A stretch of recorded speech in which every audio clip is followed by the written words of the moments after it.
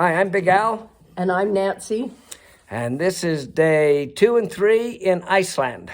narrated by our Ashley. And not in any particular order, and it is a summer Red Bull day in Iceland.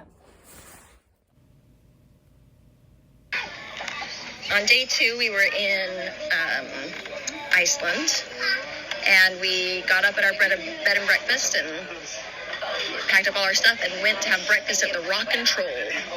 And it was a buffet breakfast, and it was not our most favorite, but they did have some very good homemade bread.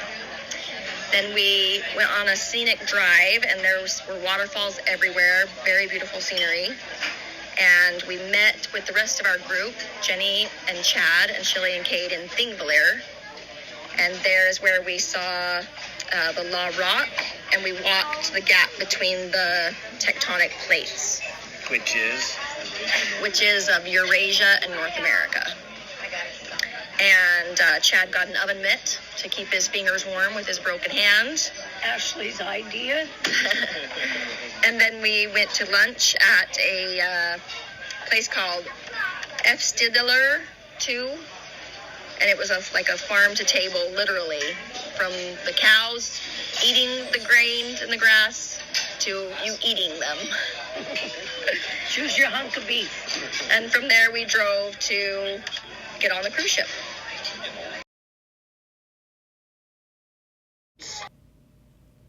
So on day 3, we got off the ship in Westman Islands. The town's also called Heimei. We went to get bikes we had rented, but decided not to take them because it didn't fit the entire group and we wanted to stay together. So then we walked to Elephant Rock and Mormon Pond. And as we walked into that area, there was a nice grassy cove, really kind of protected us from the winds. And along the path were 2 little replica houses from the Viking times, and inside was a Viking museum.